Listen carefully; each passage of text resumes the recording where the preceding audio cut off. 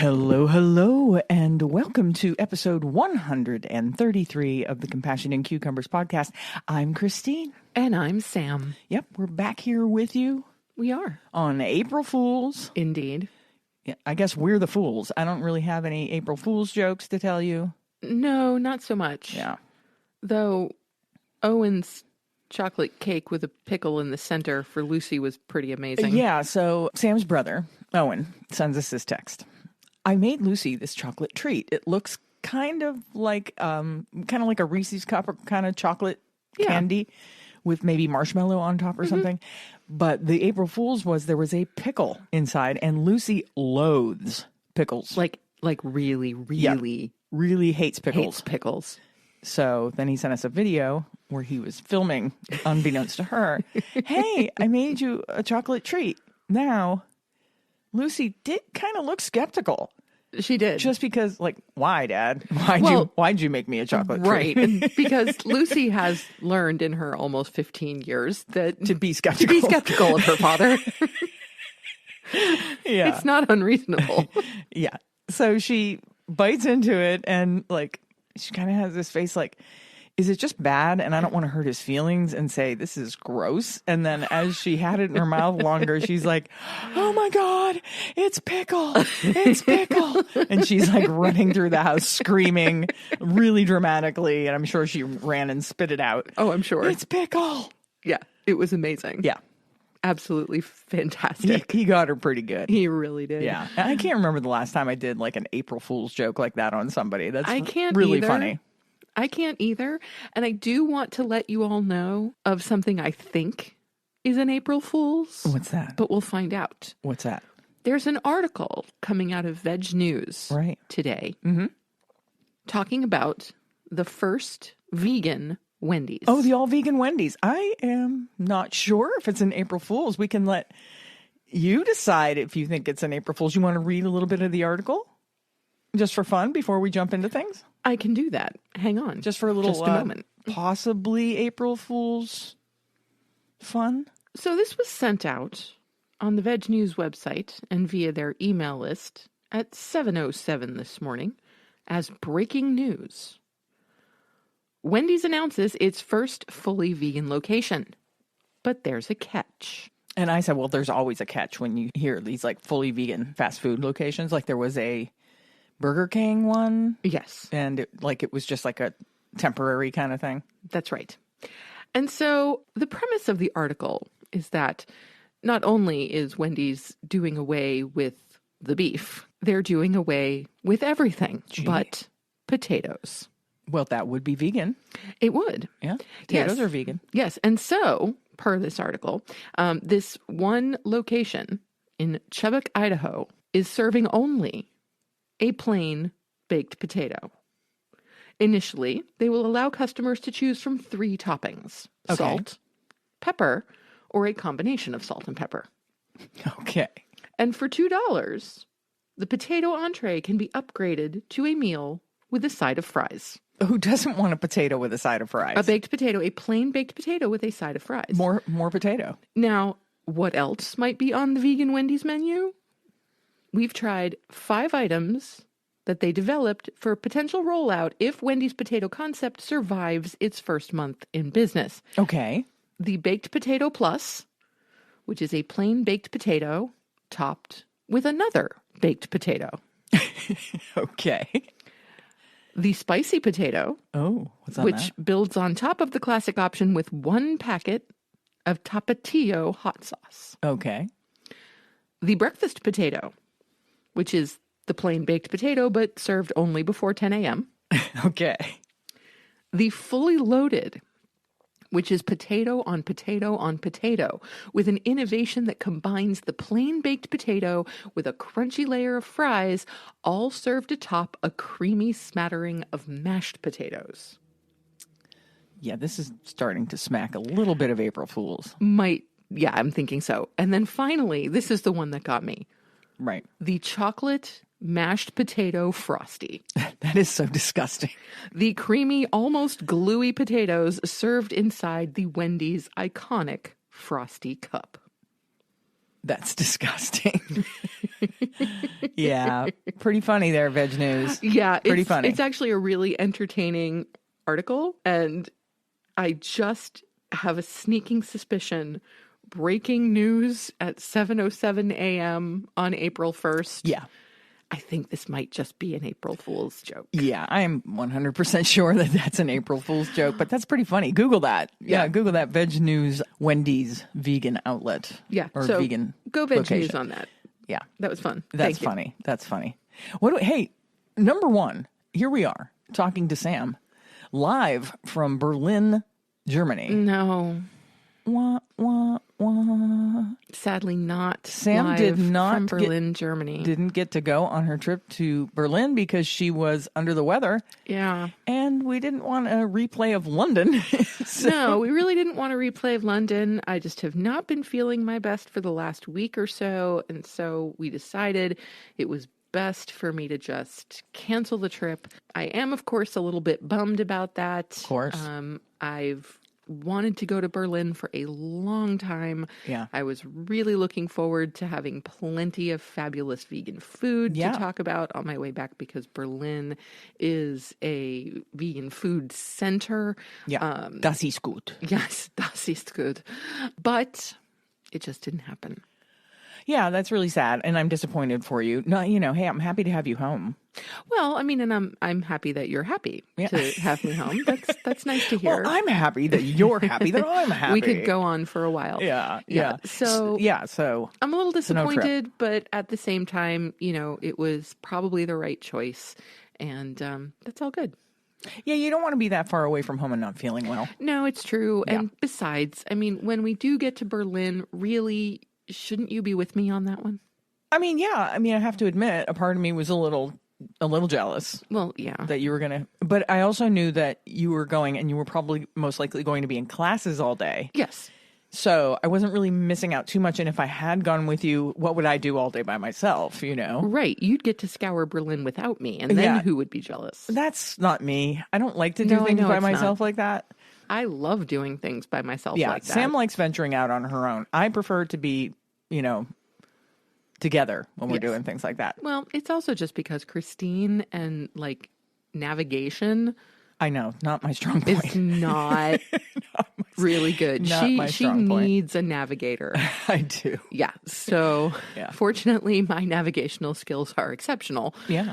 And so, I kind of make up for that. But yeah, I mean, Sam can go someplace once and then know how to get there the next time, not need the GPS or anything. Yeah. She'll be like, wait a minute. This looks familiar. Okay. Yeah. I turn here and I'm like, are we even in the right city? Anyway. So, hey, it's Easter Monday on top of being April Fool's Day. It is. Yeah. For those of you who celebrate Easter, I hope you had a pleasant holiday yesterday. I actually stayed home. Sam, again, because she wasn't feeling so good, I said, just stay home. Just stay home. Which was really the coolest Easter gift. Not that I was not interested. No, seriously. Not that I was not interested in spending Easter and having dinner with the family and all of that good stuff. I mean, of course, I'm sorry that I missed that. But at the same time, have I mentioned before that it's almost impossible for me to get time alone in our house? Well, I'm not sure if you've mentioned it on the show, but I certainly have heard that before. Yes. Because I'm almost impossible. Yeah, because with me being, retired from my work out in the world job and now home, working from home on the podcast and all that jazz, I'm here all the time. All the time. Oh, notice that tone in her voice. All the time. She's here all the time. Well, and the thing is, it's not a bad thing, but I'm one of those personality types that actually kind of craves alone time. Yeah. And I don't fault you for that, for wanting alone time. Oh, I know you don't. Yeah, that's why I'm like, just stay home, enjoy your time. And then I stayed over at my sister's, so I gave her a full 24 hours. Yeah, it actually Christine was almost free. Exactly 24 hours. Yeah. So, well, I'm afraid to leave you any longer than that. Oh, please. I'm kidding. You'll let me go to Berlin for a week, but you can't leave me in the house for 24 hours. No. And another good thing is because Carl's still, mending, it was good to have her be home and be able to keep an eye on little Carlito. That's right. So that was also good. Yep. And he's definitely on the mend. Oh, yeah. Every day he's better every day. Yep. Yeah. So what happened at Easter? We had a really great time. When we were doing our spring clean out, if you heard a couple episodes ago, we were doing a spring clean out. I came across an old Sony Handycam that Sam had, a Hi8 old video camera. I'm just astonished that you found that. I know, right? And I can't believe it was still here. Yeah. And I was kind of thrilled because I have like literal boxes of Hi8 videos that my mother took because she was a fan of the Handycam. She had that thing in front of her face all through late 80s, all through the 90s. And so she took tons and tons of video, took time, sat down, edited them, made little placard cards to introduce, if it was somebody's birthday or what the occasion was. And I finally had a way to play them. When I had found the camera, I had realized earlier, either that day or the day before, I'm pretty sure I tossed out all the cords and batteries and everything probably that went with it because I did find a thing of random cords. And I'm like, I don't know what any of these go to. Mm-hmm. I'm just going to toss them. Of course, I find the camera later. But with a couple of Google searches and maybe a YouTube search, I figured out what cords I needed. Like I got like an HDMI converter so I could plug the camera into the TV. And, use it as like a VCR so we could play these tiny little tapes. So yesterday, my family and I sat down and watched these films, some of which we've never even seen. That's really because there's cool. So many of them. And some of them that we haven't seen for like 30 years. Mm-hmm. And watched all day. We just left it rolling. I just kept switching the tapes and we left it rolling in the background. So my whole, extended family, my sister kept saying, I see dead people because so many of the people are no longer with us, my parents, their siblings. But it was nice to have those people in the house with us, during the holiday. Yeah, that's super cool. Yeah. My sister made some amazing mashed potatoes with like green onion and caramelized onion, and they were so good. They were. And she used vegan butter and vegan plant milk, so they were, vegan friendly. And I made, we'll talk about the recipe that I made because I made the recipe this week for Easter dinner, and I got a Gardein roast. Gotta love a Gardein roast. Which I love those Gardein roasts. There's a funny story though. I got a text. The tofurkey ham? Yeah. I got a text in our family group text from my nephew about a week ago saying that his wife, Savannah, really wants a tofurkey ham for Easter. Now, Savannah's vegan, but she's also gluten-free. And tofurkey... The tofurkey ham is seitan. I mean, it's just a ball of seitan. Which means it's a ball of gluten. Yeah, so I'm like, well, that's odd, but, maybe it's just something she hasn't had in forever and she just wants it, So my sister and I go on this hunt to find the tofurkey ham. Last year, I was able to find one at our local Tops grocery store. Mm-hmm. This year, nothing. Wegmans, nothing. I even went to Walmart, nothing. Huh. I searched on the tofurkey website, and they said that a grocery store near my sister, a Giant Eagle grocery store, carried them. I told her. She was smart enough to call and not go, because we, at this point, had run and looked at several grocery stores. And she called, and they said, no, they didn't have them. Okay. So, a couple of days ago, I see the vegan grocery store make a post online that they had them. And I'm like, should we drive out to Tonawanda and get a tofurkey ham? And I'm like, that's a long way to go for a tofurkey ham. And I already had the Gardein roast. Mm-hmm. Well, anyway, long story short, I know it's too late. Got to my sister's yesterday, and Savannah says, that tofurkey ham thing was a joke, right?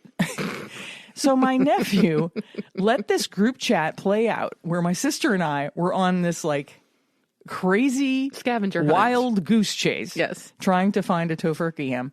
And he just let it go. Not once did he say, it's a joke. Please stop looking. Anyway, that was funny. Well, it would have been even funnier if you had managed to get the tofurkey ham. I'm glad I didn't. If I had driven to the vegan grocery store, if we had gone to the vegan grocery store and got one, I think Savannah would have felt bad. Probably. She would have been like, I'm sorry. The whole thing was a joke. Like April Fool. Yeah. So next time someone who is gluten-free asks for something that is made entirely of gluten, Yeah. maybe practice a little bit of skepticism. Well, I was skeptical. That was the first thing I said. I'm like, that's odd. Yeah. Yeah. And But you rolled with it anyway. I'm like, okay, maybe, who knows? Tastes change, and maybe it's something she hasn't had in a long time, and There you she go. figured it's a holiday, and I don't know. Anyway, that was pretty funny. It was. Yeah. Well played, Savannah. Yeah. Okay. Well, enough about what we've been up to. You have anything more to say about what we've been up to and whatnot? I really don't. Okay. Let's, hey, we have a recipe, so let's jump into the recipe, right? Sure thing. Okay. So here's this week's Vegan Cookbook Challenge recipe of the week.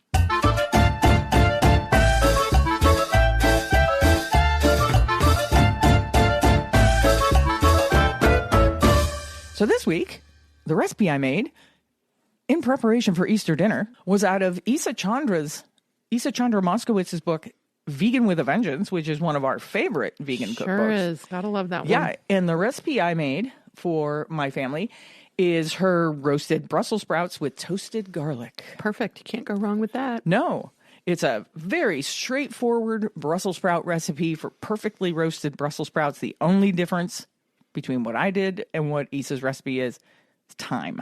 Mm-hmm. Isa says, bake the Brussels sprout after you prep them and whatnot, clean them and cut them in half. Bake the Brussels sprouts for 10 minutes and then add the garlic and bake for another 5. I don't know if any of you out there have baked Brussels sprouts, but you need more than 15 minutes to you do, to in roast general. a Brussels sprout. Yeah, and I'm thinking that maybe in Isa's recipe, the Brussels sprouts are really like baby Brussels sprouts. They're That's small. possible. That's very possible. Because the Brussels sprouts that we often get from the grocery store, they're kind of huge. They're kind of honkers. Yeah, they're big. Yeah, like we always have to cut them in half. I cut them in half, sometimes quarter. Yeah, exactly. Yeah. So I'm thinking that maybe, just maybe, the sprouts in Isa's recipe are baby Brussels. I mean, maybe. I don't know. So that's the only change I made. I'm not one of those people to just willy-nilly change a recipe, but I'm like, that's not going to be long enough. Yeah. So I roasted them a little longer. They came out perfect. They were perfect. Delicious. Yeah. Gotta love a good Brussels sprout. Yeah. So you toss the sliced garlic in right at the end so that it just gets toasted and not bitter, and they were delicious. They were. Yeah. So, even though I did not go to Easter dinner yesterday, I got the recap this evening. Yeah, for we had dinner. leftovers. We had leftovers. So I got to try Linda's wonderful potatoes and Christine's Brussels sprouts and the Gardein roast. And it was, of course, a treat from start to finish. Yeah. So we had a good time at Easter, and this recipe, everybody liked it. So if you like Brussels sprouts, you really couldn't go wrong with this recipe. That brings us to our noteworthy section. But before we talk about our noteworthy section, I just want to mention something. Our cat Bosco has been treating Carl like an alien ever since he came home from the hospital because, he smells different. Just today, as a matter of fact, just this moment, he started licking Carl's little head.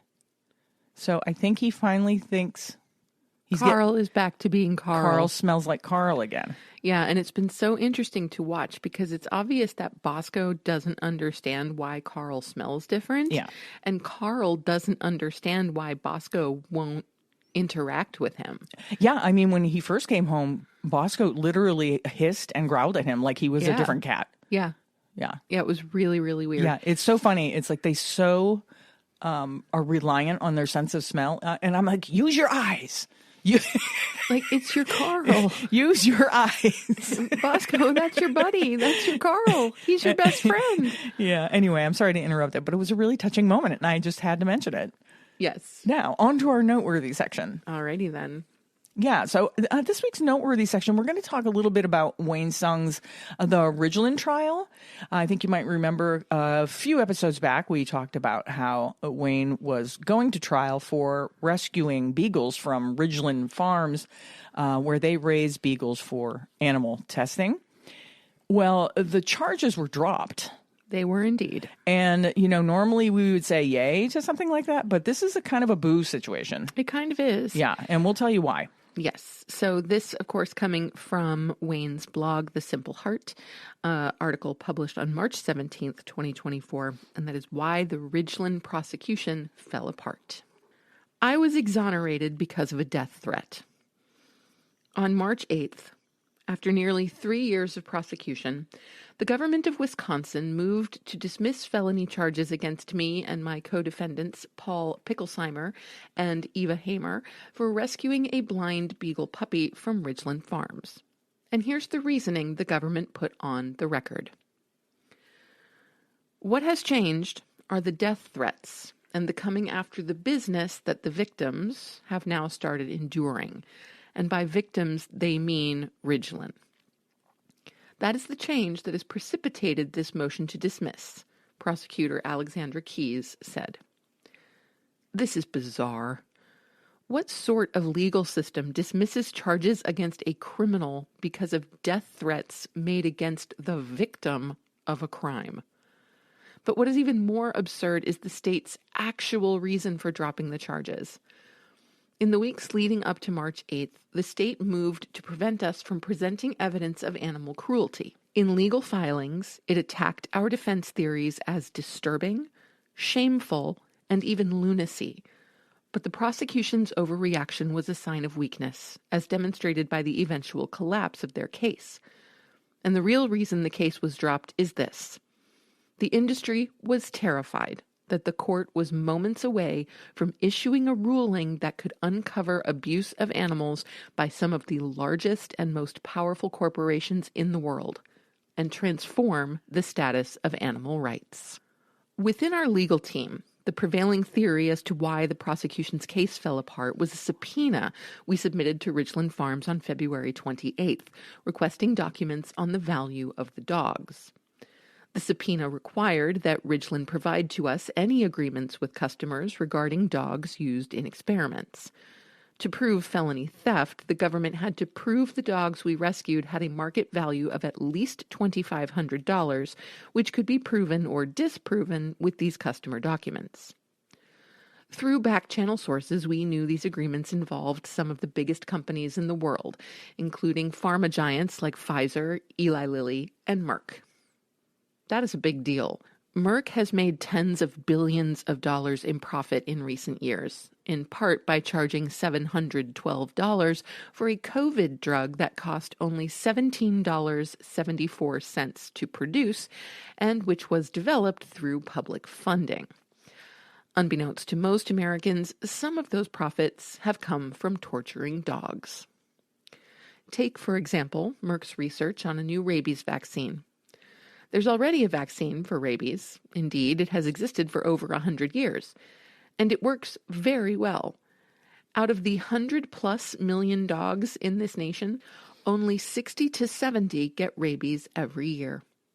But the existing vaccine is not subject to a patent, meaning anyone can use it free of charge. However, if a company like Merck were to develop a new vaccine and convince veterinarians to sell it to patients across the nation, it could patent the drug and make billions in profits. We obtained evidence that Merck was planning to do just that. And to do so, it would test the drug by injecting rabies into dozens of Ridglan dogs, watching as most deteriorated and died, then dissecting their brains. The subpoenaed documents could have proven this disturbing plan was in the works. Merck, however, is just the tip of the iceberg. Numerous other companies, including Pfizer and Eli Lilly, were dealing with Ridglan. And if we obtained even a single smoking gun document, that could have caused a reputational crisis that would cost the industry billions in profit. When Anthony Fauci was alleged to have funded an experiment on sand flies and a couple of puppies, it became national news. How much worse would it have been if household names like Merck and Pfizer were found to have tortured not just 2 beagles, but thousands of dogs? That was a risk that Ridglan and the entire industry could not bear. So it should come as no surprise that on the very day that Ridglan may have been ordered to hand over the docs, instead, the entire case was dropped. Perhaps even more dangerous than a document, however, was the legal principle that we were on the brink of arguing and perhaps winning in court. In a motion filed on March 1st, my co-defendant Paul Picklesheimer, through brilliant lawyers at the University of Denver's Animal Activist Defense Project, led by staff attorney Chris Carraway, argued that the dogs at Ridglan were legal persons and not things. The ramifications of such a defense are monumental. If animals are persons, for example, there is a compelling argument that they must be immediately freed from cages because persons have a right to life and liberty under the 5th and 14th Amendments to the U.S. Constitution. Perhaps for that reason, courts have given little credence to the personhood argument, much as they scoffed at arguments for the personhood of people of color or women over 100 years ago. But something is changing in the fight over animal personhood. The debate is receiving increasing and serious attention in mainstream media and support from some of the most important legal scholars in the nation, like Harvard Law School professors Kristen Silt and Lawrence Tribe. And for the first time in the history of open rescue, in Wisconsin, we are arguing for personhood in front of a former defense attorney, Judge Mario White, and one known for his openness and curiosity.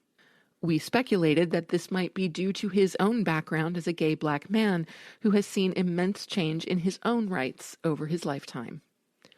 But perhaps the most interesting factor in the argument for personhood was that we identified a clear line of legal precedent in Wisconsin showing that courts had already recognized animals as more than just things.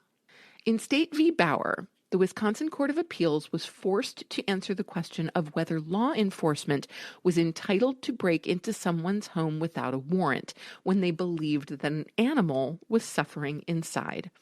Cases prior to Bauer suggested that this emergency exception to the search warrant requirement should apply only to cases where a person inside a building was in danger. The court in Bauer ruled that animals counted as persons for this purpose. Quote, "It is state policy to render aid to relatively vulnerable and helpless animals when faced with people willing or even anxious to mistreat them." But, as Harvard's Kristen Stilt argued in her brief supporting our defense, this interpretation of person should apply as much to private citizens as law enforcement.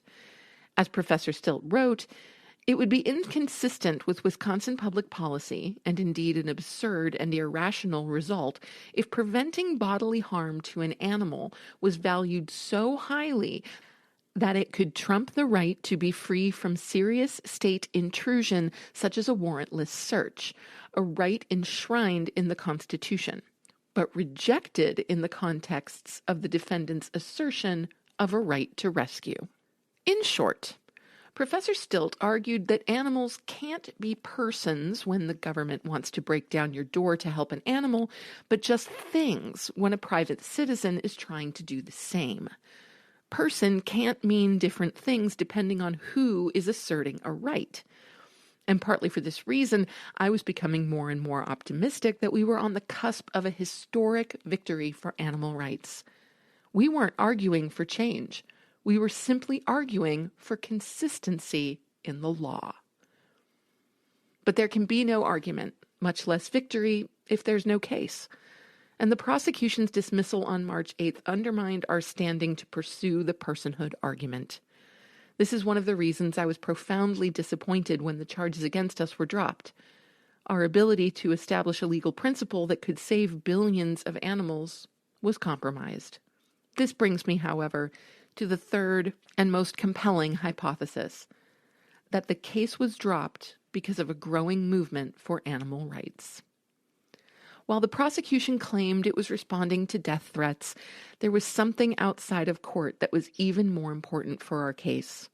A movement was coming together to defend the right to rescue. This is precisely what happened in my prior Smithfield trial. One of the most important factors in our victory in that case was the diverse and unified set of voices speaking out in the defense of the piglets we rescued from a factory farm. That same coalition was forming with even greater strength in the Ridglan trial. The array of people and platforms that have reached out to offer support and amplify our message has been unprecedented. And interestingly, Ridglan itself conceded the impact of this growing movement. In a response to an inquiry from a local television outlet, Ridglan made the following statement. In the weeks leading up to the trial, we observed the public spectacle being planned by animal research opposition groups across the country. We also recognized how this circus-like atmosphere would likely overshadow any justice that might be delivered. This statement effectively admitted that activists across the country forced them to dismiss the case, not through death threats, but through exposure. This shows how ordinary citizens have power to create legal change. When enough people make a public spectacle, the law evolves. It also shows us the importance of fighting on, even as the case has been dismissed. They dropped the charges precisely because they hoped the public spectacle would go away. It has thus become even more crucial that we ensure that the public spectacle happens, because we know the industry is under fire. We cannot allow the dismissal to change that. Sadly, the dismissal has already interfered with our ability to make news from this case. An op-ed we pitched to one of the most important papers in the world that was under consideration when I was a defendant was dropped by the paper after the charges were dismissed. And a long-form feature piece in the New Yorker became a shorter column after the trial was canceled. But even without a trial, there are still dramatic stories to tell about the cover-up of misdeeds by the largest companies in the world, like Merck, about our efforts, starting this week, to pressure the government to enforce the animal cruelty laws, and above all, about a movement rising up to save animals from torture and death. And these are stories you are equipped to tell. The government wants the world to believe another story, that the Ridglan trial disappeared because of death threats against the company. But you and I know this story is not true. Heck, even Ridglan knows that's not true. Its own statement contradicted the government's story, and we have the ability to challenge the government's false story with the truth. The dismissal of the Ridglan charges is an attempt by the industry and government to stop the exposure of animal abuse.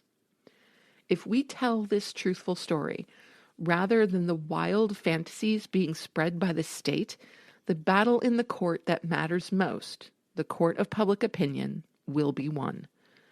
We can identify the corporate wrongdoers, we can establish legal precedents, and we can build a movement to change the world and save thousands of dogs.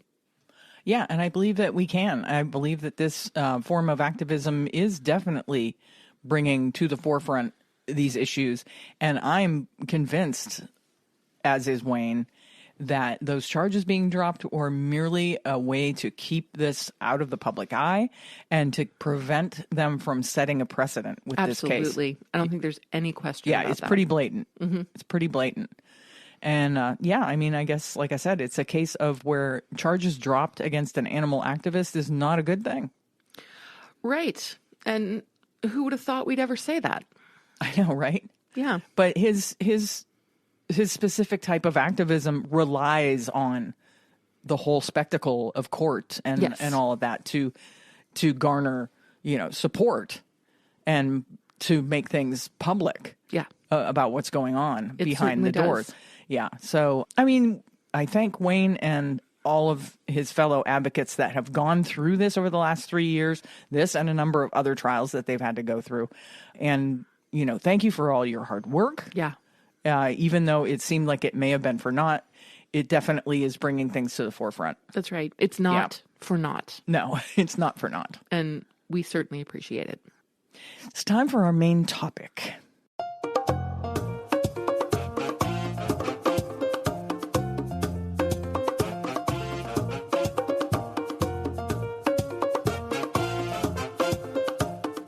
This week's main topic, we're going to play a nice round of Would You Rather with a twist. It's Would You Rather Vegan Travel Edition. This is Christine going, ha, ha, ha. No, it was more... You're not in Berlin. No, ha, ha. It was more like, well, Sam didn't get to travel, but we can talk about travel things, right? So let's just go back and forth and ask each other these would you rathers, and then we'll both answer what we would rather. Okay, then. Okay. You want to do the first one? Sure thing. And so our first question is, would you rather visit a vegan-friendly city with limited tourist attractions or a non-vegan friendly city with many famous landmarks? I think I would rather visit the vegan-friendly city with limited tourist attractions because let's admit we don't often hit all the tourist attractions anyway when we go to a city. No, not so much. I mean, I completely agree with your answer, by the way. I would definitely do a vegan-friendly city with limited tourist attractions because then, like, you can just explore a city. Yeah. You don't have to go to the big things that everybody goes to. Right. Yeah. And not that going to those things not that that's a bad thing. No. I'm very sure that if I had gone to Berlin this week, I would have prioritized seeing the Brandenburg Gate because I would really like to see that. Sure. Yeah. So, but I would still prefer a vegan friendly city that I could just kind of get to know. Yeah.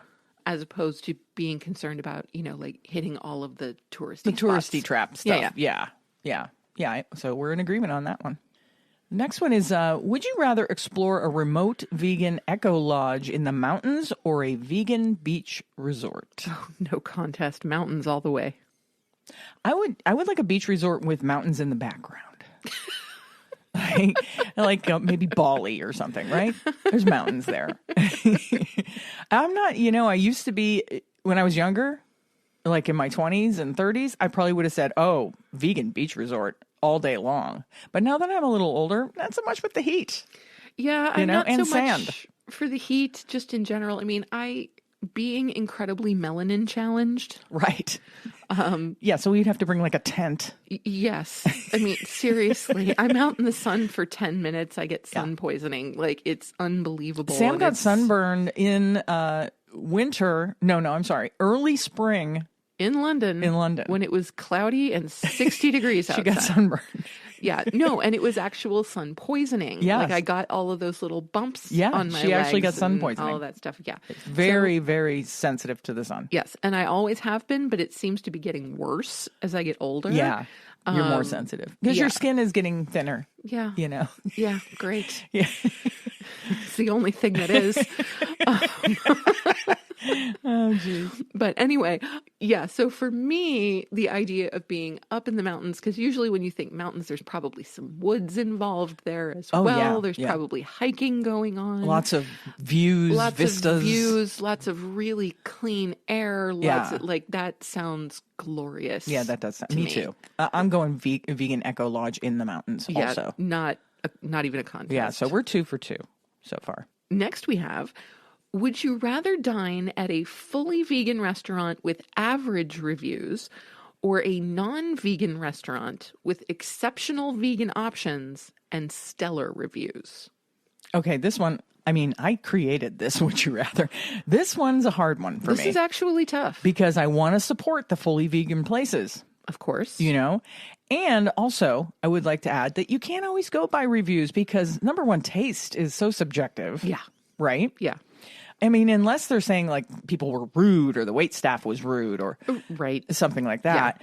Yeah. If it's really solely about the food, I would maybe try it for myself, the fully vegan restaurant. I think I would go at the fully vegan restaurant. I think I would too. Yeah. To be completely honest, in general, I would prefer to support fully vegan restaurants than non-vegan restaurants, even when they have exceptional vegan options and great reviews. Right. Please don't get me wrong. I sincerely appreciate the restaurants out there that are not fully vegan but have exceptional vegan options. Oh, yeah, me too. Thank you. I would probably hit the fully vegan restaurant and then the next day go to the other one. But that's not one of the options. Did you not tell me the last time we played Would You Rather that I can't have you can't the middle have it ground? both ways. No. Yeah, okay, so we're going to the fully vegan restaurant. We are going to the fully vegan restaurant. Which is good because if we had, if I'd picked the non-vegan restaurant, we would have to eat alone. We would. You'd have to eat alone at the vegan restaurant and I'd have to eat alone at the non-vegan restaurant. Yeah. And then we'd have to compare notes. Yeah. Okay, would you rather attend a vegan cooking class in a foreign country with a language barrier or participate in a vegan food tour with a local guide? Oh, bring on the vegan food tour. Definitely vegan food tour, although I would love to learn how to cook in a foreign country, but the language barrier thing is like, maybe not. I mean, it depends on the language also. It does depend on the language. Yeah. Absolutely. Now, if it's like Mandarin or something, no, absolutely not. Yeah, any Asian language really Yeah. would not, I don't think I could parse that out. If it's Italian or any of the Romance languages, we could probably eke our way through. Yeah, maybe. Yeah. Maybe. I mean, although if you think about a cooking class, there's going to be a lot of demonstration involved. Yeah, not a whole lot of talking. Yeah, Well, I mean, there will be talking, but there will also be demonstration. And so you can put two and two together. Yes. Yeah. And maybe you would think that in a foreign country, they would know that people from all over the place might be coming to this class. Right. And there might be an interpreter. You never know. There could be. I did not add an interpreter into the scenario. There might be an interpreter. Now, granted, the interpreter might not be for the language we speak. And that, so hey. Right. We might need two interpreters. Exactly. So I think that the vegan cooking class would be a lot of fun. And I do think that we could manage. Mm-hmm. I really do, because demonstration would kind of take care of the language barrier. Anything we couldn't understand language-wise. Right. And I think between the two of us, we know smatterings of enough European languages that if it was anywhere in Europe, we might be able to figure things out. But I'm all about a vegan food tour. Me too. That would be phenomenal. I'm going on the tour.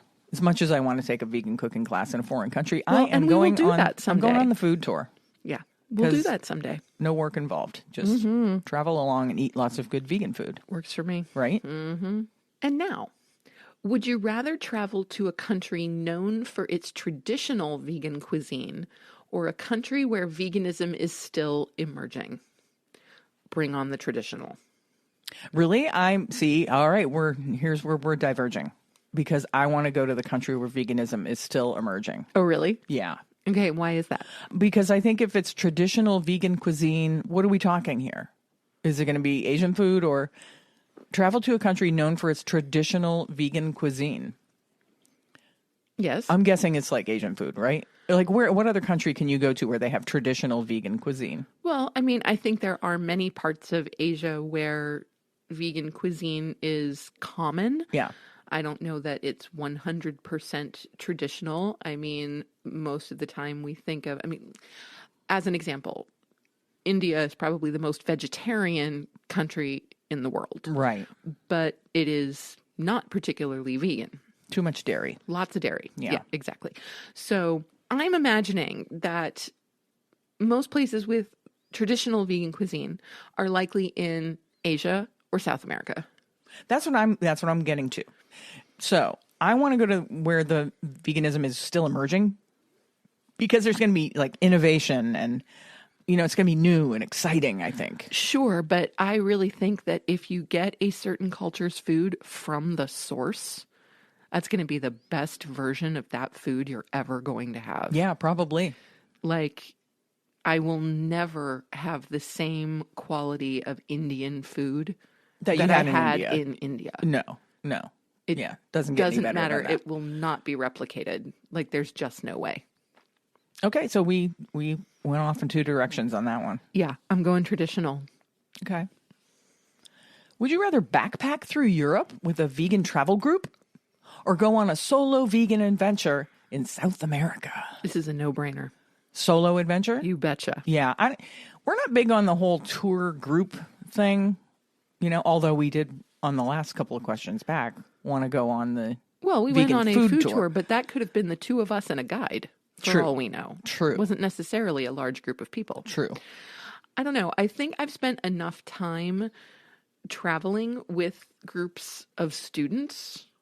I mean, even short distances, group of students to Michigan from New York, or group of students, to Ohio from New York. And just that can be a challenge for a few days. Yeah. And so the idea of making that an extended trip of backpacking through Europe, which I would love to do, by the way, I think that would be phenomenal. Yeah. But I don't think I would want to do that in a large group. So I'm going solo vegan adventure in South America. Yeah, I'm drawn to the solo vegan adventure, solo with you. But Okay. I think the vegan travel group could be fun if we get to pick the group. Oh, well, now that's different. Okay. Yeah, So that's totally different. if it's a group of like people, we decided, hey, let's get these 6 people together and go through Europe, backpacking through Europe on a vegan tour. Oh, well, that changes the question. Yeah. Yeah, that totally changes the question. Well, that's how I'm going. But wait, you're going that you can choose a small group Doesn't and say backpack it through doesn't Europe? say I can't. Well, you wrote the question. I know. It doesn't say you can't. I will still go solo over group almost every time. Really? It's going to be warm in South America.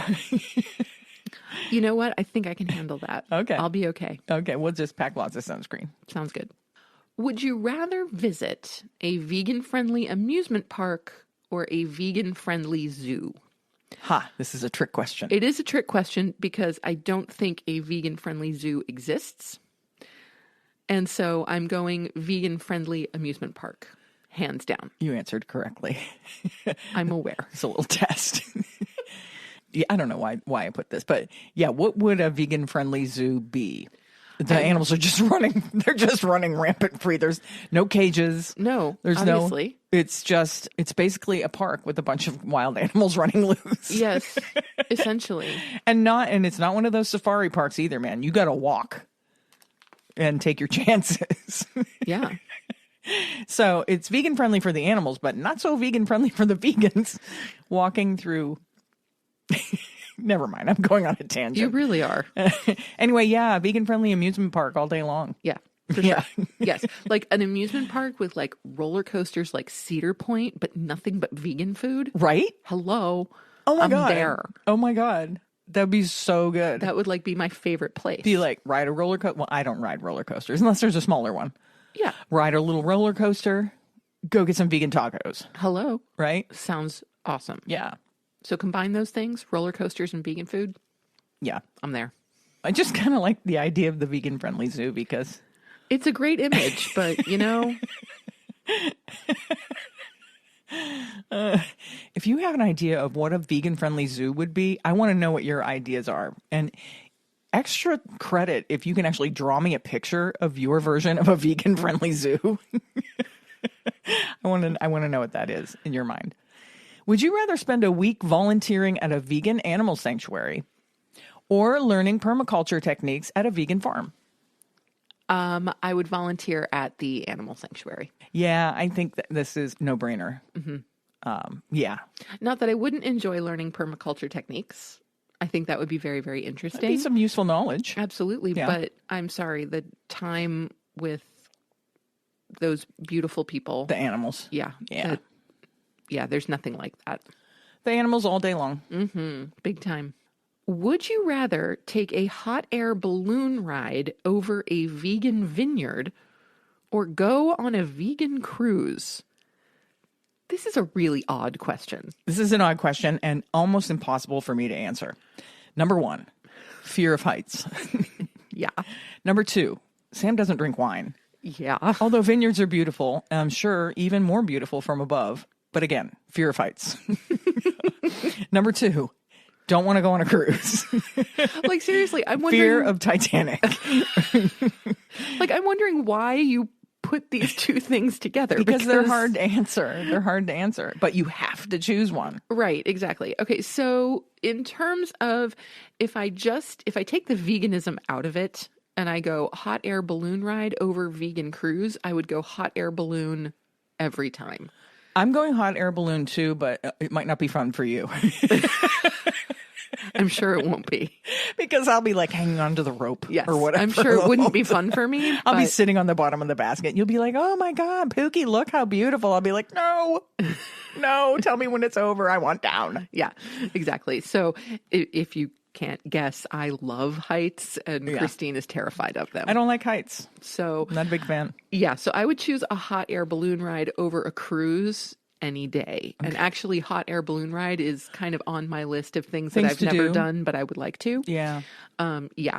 I have been on a cruise, and it wasn't my favorite experience. I found myself getting bored, and kind of claustrophobic. You're floating around on a hotel, basically. Yeah, I liked going to the places when we you went, docked. like when we docked, Right. that was amazing. Yeah. That was But then it's awesome. also like you have a very limited amount of time in those places, right? Yes, you don't get to like just go out and explore. Right. And it's not like you spend a couple of days in each place. It's hours, right? It's hours. It's maybe 12 hours or even 14 hours. Yeah. But yeah. So I'm going hot air balloon ride, although it's true that I don't drink wine.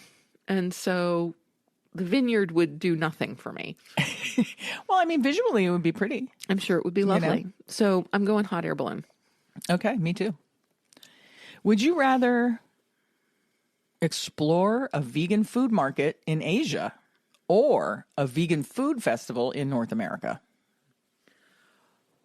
I'm going market in Asia. A vegan food market in Asia, I think, would be really cool. Well, just because Asia. It's because Asia. Yeah. And because, I mean, we do vegan food festivals in North America. And not to diss vegan food festivals in North America. We love them. They're fun.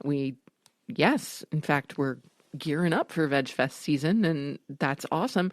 But vegan food market in Asia, like, it's another no-brainer. Yeah, I think that would be really interesting. And I bet there'd be some really fabulous produce. Mm-hmm. Right? So, yes. Some great fruits and stuff. Yeah, but give me an excuse to go somewhere completely new. I know. Yep. Okay, the next one is yours to read, I think. Would you rather stay in a luxury hotel with limited vegan options or budget accommodations with a fully vegan kitchen? Oh, fully vegan budget accommodations, no question. I don't know. I like some luxury hotel action, but and it doesn't say there's no vegan options, right? There's limited vegan options. It doesn't say that there are no vegan options. And we can leave the hotel. Well, of course we can. I'm assuming that we would. Yeah. But at the same time, I don't think that accommodations need to be luxurious. We've stayed in some very minimalist places, and it's been wonderful. True. So, and again, you don't stay in the hotel the whole time. Exactly. So, I'm going budget accommodation with a fully vegan kitchen. All right, I'm with you on that one. Okay. Would you rather go on a vegan safari in Africa or a vegan hiking expedition in Nepal? Once again, no brainer. Nepal. The hiking. Oh, yes. Yeah. Oh my gosh, are you kidding? Hiking in the Himalayas? Like, yes. Just yes. And Nepal is one of those places that's really high up on my list as well. Yeah. Of places I have not been but would like to. Yeah. And I don't want to get eaten by lions or tigers. Well, I support that. Or hyenas. Yeah. All right. Although it would be cool to see like African elephants in their own element is what I was trying to say. Absolutely. Yeah. Yeah. This is not to say that I do not want to go to Africa. I do. Yeah. But the hiking expedition in Nepal sounds like that's really cool. Bucket list worthy. Could be grueling though. I'm okay with that. I'll wear good shoes. Exactly. Would you rather attend a vegan cooking workshop with a famous chef or a vegan nutrition seminar with a renowned dietitian? I'm going cooking workshop. I'll take cooking workshop for $500, Alex. Okay, and I'm going nutrition if it's with Dr. Michael Greger. Oh, yeah, that'd be fun. Yes, I want a vegan nutrition seminar with either Dr. Michael Greger or Dr. Neil Barnard or Dr. Milton Mills or any of those guys. Yeah. Like, bring them on. If you do the nutrition seminar and I do the cooking workshop, then we can come together and I can cook what you learned. Yes. That seems like a perfect arrangement to me. That would be a perfect plan. Yeah. I study, you do. That works for me. Yeah. It totally works for me. Mm-hmm. That works. Would you rather visit a vegan animal sanctuary in a tropical rainforest or a vegan marine sanctuary by the ocean?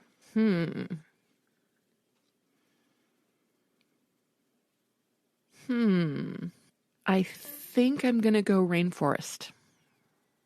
Really? I'm going ocean. I thought you might. I'm going marine, just because we don't know very much about marine animals, you know, and I find them really interesting. Oh, I do too. Absolutely. Yeah. But I don't know. There's something about just the unbelievable diversity of the rainforest. Yeah. So I just think that would be fascinating. Yeah. And I'm just envisioning that this vegan marine sanctuary by the ocean is going to be all of the animals that we've finally closed down, all the SeaWorlds, all the marine lands, and all those animals are being rehabilitated and reacclimated. Oh, what a great to idea that life is. in the sea again. I love that. That's my vision of what that is. So I love that. yeah. Would you rather travel by train across a vegan-friendly country or take a vegan-friendly road trip? I think train, since we took that train to New York, I like that train ride thing. Yes, but here's the thing. These are two very different propositions. Yeah. Because if you're on a train and you're going across a vegan-friendly country, and first of all, the idea of an entirely vegan-friendly country, I love that. That's astonishing. Hey, you know, Yeah, that's great. these don't have to be based in reality. No, no one said they did. But the thing is, the train doesn't stop. How do you know this train doesn't stop? Of course it stops. But You're you in a said vegan travel by train across a vegan-friendly country. with stops along the So way. are we stopping at each place? Absolutely. Oh, well, okay. In that case, by all means, train. And again, you would be stopping along the way on your vegan-friendly road trip also. Right. But as we discussed after our trip to New York, we found, kind of being on the train and, not having to worry about driving or traffic or getting gas or any of that kind of stuff. We found that to be really relaxing. And Super relaxing. Yeah, it was great. So, yes, definitely train, as long as we are stopping at each of the spots. Oh, yeah, definitely. Along the way. It So definitely it's like stops. we go to stop number 1 and spend a day or two, get back on the train. Yeah. Go to the next stop, day or two. Yeah, absolutely. Okay. That's how it works. Yeah, that's cool. That's cool. Would you rather spend a day exploring vegan street food vendors or dining at upscale vegan restaurants? Oh, street food all day long. Yeah, we're street food fans. Yeah. That's hard to say. Street food fans all the way. Yeah. Don't get me wrong. We do enjoy the occasional upscale vegan meal. I mean, we certainly did when we were in New York recently. Yeah, I mean, for a treat, it's good every for once a treat, in a while. that's great. But really, we are street food people. Would you rather take a vegan-friendly guided tour of historical sites or explore vegan street art in a vibrant city? Yeah, this one, here's where we probably get divided a little, because I think Sam probably wants to tour the historical sites. Not that I don't love historical sites. I do. But vegan street art sounds really cool. And like I can tell you, in Berlin, not to make you feel bad about not being there, but they have a... Nice. No, Very nice. There is a wonderful street art community in Berlin and a wonderful vegan street art community in Berlin, Germany. Well, thank you for reminding me what I'm missing. Yeah. So what would you, I'm sorry, I didn't wait for your answer. You didn't, but I think you guessed right. I mean, I think that vegan street art would be amazing, but I am kind of a history nerd. And so if there are historical things to see, Yeah. I'm going to want to do that. Yeah. Yeah. I love me some history. History is fun when you're, when you're in, especially like a European city where there's so much history. So much history. Or come on, Asian cities. Oh, yeah. Like it's the feeling of like time is actually palpable. Yeah, you can feel the weight of all that history, really right? can. And you can feel like there are certain spots that I've been where like very specific things happened. Yeah. And you can kind of feel those things. The energy of those things. It's kind of crazy. It's a little spooky. I love it. A little spooky. I absolutely love it. Okay. Would you rather attend a vegan music festival or a vegan wellness retreat? Music festival. Yeah, me too. 100%. Yeah. Hey, that's what I loved about the Pittsburgh Veg Fest. If you've ever been to the Pittsburgh Veg Fest, is that they had live music all day long in the park. So great. It was a wonderful atmosphere. Yeah. I loved it. Yeah, it really was fantastic. And so, yes, I would also go music festival. I mean, a vegan wellness retreat sounds lovely. Yeah. I mean, for me, it sounds a little woo-woo. You know? Well, but if you're talking about somewhere where like I can go and take yoga classes Sure. and get massages Yeah. and meditate and Yeah. hike in the wilderness and something like that, like I mean, I suppose I that would sounds be into okay. that. That would be one of those trips I would do by myself. Yeah. Yeah, it would be. Yes, exactly. Because you would think it was completely woo-woo. Well, not completely woo-woo. Listen, I was raised spiritualist, okay? My I parents, know. I've been to multitudinous transcendental meditation retreats, all that jazz. I know what that's like. I mean, now people call them wellness retreats or whatever. But I much prefer things like that. Number one, I don't like the idea of massages, other people touching me. And number two, I'm terrible at yoga. No, you're funny at yoga. I enjoy yoga, don't get me wrong, and I took beginner yoga for years. I'm not that coordinated, but I do enjoy yoga, and I always feel 100% better afterwards. So does everybody else because you make us laugh. Yeah. And number three, the meditation thing. I'm not so much about the group meditation. I prefer alone space to do that. Yes, you know? and who said that any of that is group related? I don't know. When I hear retreat, it makes me think, oh, I'm going to be stuck in with a group of people. Well, retreat says to me that you get time to yourself. Okay, see? It's all So in we how... interpret that a little differently. It's all in how you frame it. Yeah. But I still want to go to the vegan music festival. Oh, yeah, I'm with you.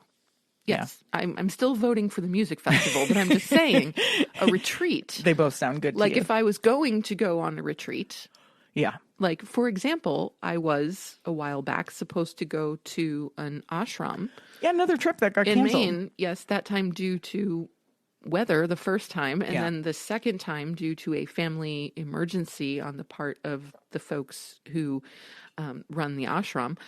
But I was supposed to go for a week. It was in the woods of central Maine, and it was a week-long yoga retreat. Yeah, and you would have enjoyed that thoroughly. I would have had a blast. Yeah. And like we're talking no electronics. Yeah.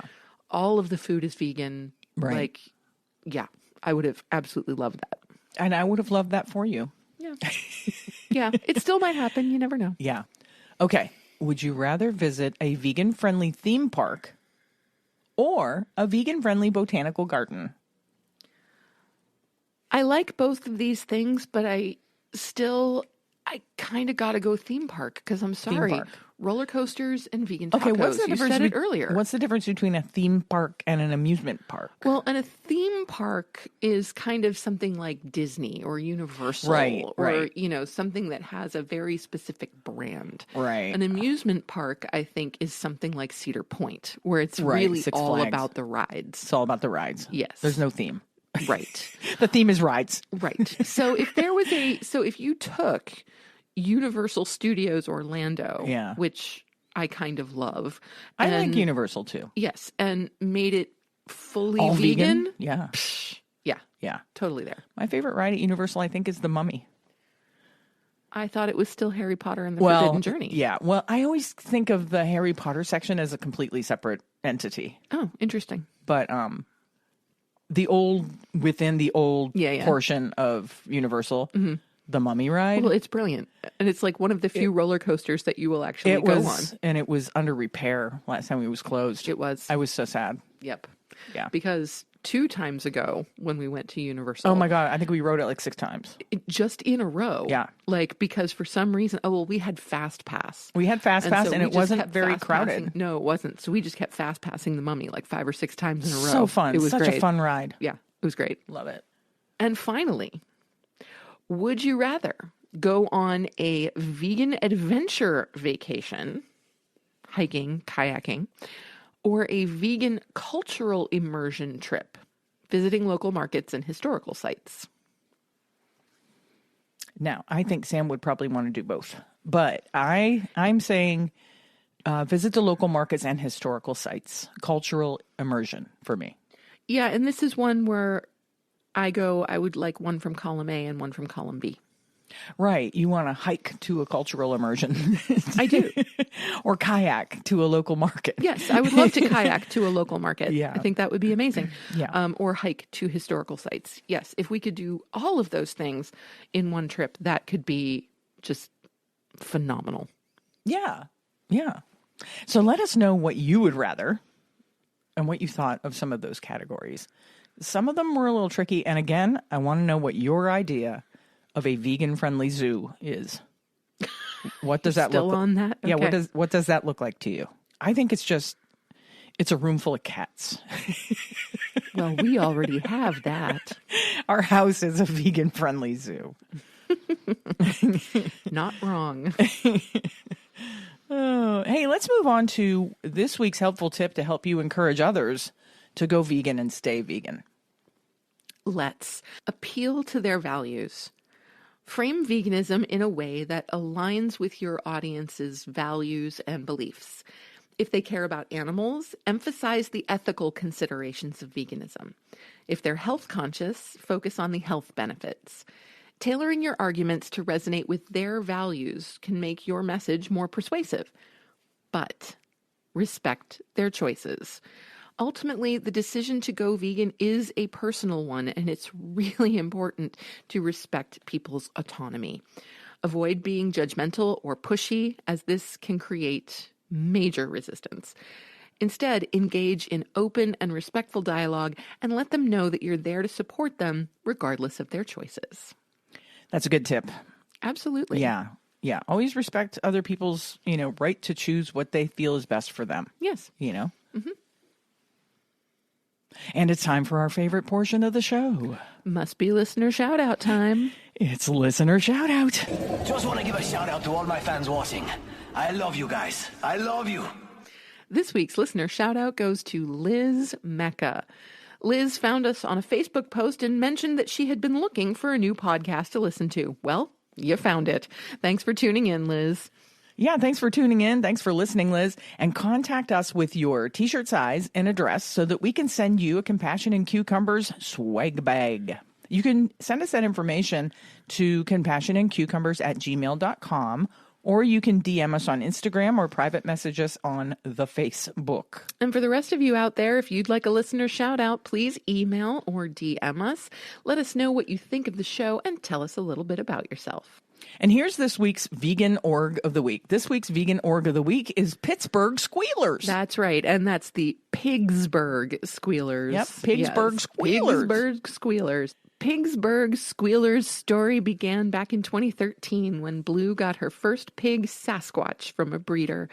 Soon after, she found out all the misleading terms and terrible tactics greedy breeders use to sell pigs, starving pigs to keep them small, lying about parents' ages, and false promises about full-grown sizes, anything to make a dollar. There was little information available, so she began researching all aspects of mini pig care and medical needs, hoping to help others in future who needed guidance on the care of these unique animals. Blue met Zach and fell madly in love in 2014. Together, they started hearing about so many pigs in need, abandoned in cities, picked up by animal shelters, left behind by their owners when they moved, and seized by humane officers. Blue and Zach began taking in 1 or 2 fosters at a time. They started fundraising for each pig's care and campaigned to find each pig a new loving home. They talked about starting an official rescue dedicated to helping pigs in need and began the long search for a property on which to start this dream. Thus, in 2016, a couple of Yinzers started the first pig rescue serving Pittsburgh. Blue and Zach bought a foreclosed property with 25 acres in late 2018.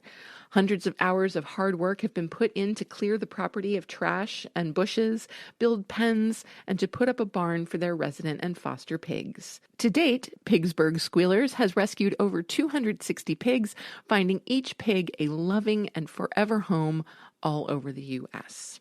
To learn more about their work, go to pigsburghsquealers.com. Yeah, we met the fine folks at Pigsburgh Squealers at the Pittsburgh Veg Fest. We sure did, and Yeah. Lucy fell in love with a pig. Fell in love with one of their little pigs. Yeah. They do really good work, and it's interesting how their journey in animal rescue started by wanting a pet pig. Yep. And then it opened this world up to them. They're like, wow, this is a really bad situation that people are breeding these pigs and under false pretenses telling people that they're teacup pigs, and they're not teacup pigs. They're just regular pigs. Yeah. And then teacup pigs don't exist. Yeah. And then people don't know what to do with them when they start to get quite large and they don't have any place to keep them, to house pigs them. do. Yeah. So they do wonderful work. All of their fundraising events are 100% vegan. And so reach out to Pigsburgh Squealers if you're interested in pig rescue or if you want to learn more or support their work. It's time to wrap this baby up. Got your calls to action here. Are you ready? You ready to act? Please join the Agriculture Fairness Alliance's Vegan Voter Hub. We always keep the link in the show notes, and we really, really want to make you join that voter hub. Also, subscribe to the show on your favorite podcast app and subscribe to our YouTube. Hey, we're at 99 subscribers on YouTube. Hey. Can you get us to 100 subscribers? That'd be cool. You know, YouTube's really hard to grow. Now, granted, I haven't been putting a ton of work into the YouTube. Well, yeah. I post every episode goes on our YouTube podcast page, but I have been very lax in posting shorts and things like that. One of these days we'll get to it. Yeah, and one of the reasons why is I get discouraged. If there's anybody else out there that's a content creator, you put in a lot of time on these videos and then it's like 12 people watch. You know, it's like, and I'm not to say that I'm doing it for the views, but I would like to know that I'm not, yelling into a void. Sure. So if you could be our 100th subscriber, that would be great. And I would hug you. Whether you like that or not, I don't know. That might not be good incentive. And lastly, send us your favorite vegan recipes for our listener recipe series. Send those recipes over so that we can cook them, try them, and talk about them on the show. And with that, it's time to sign off. You have just listened to episode 133 of the Compassion and Cucumbers podcast, and there's nothing left to say but where cukes and compassion are always the fashion on the podcast. Thanks, James. Have a great week, everyone. Hey, we'll talk to you next Tuesday. We love you. We do. We love you. Bye-bye. The end.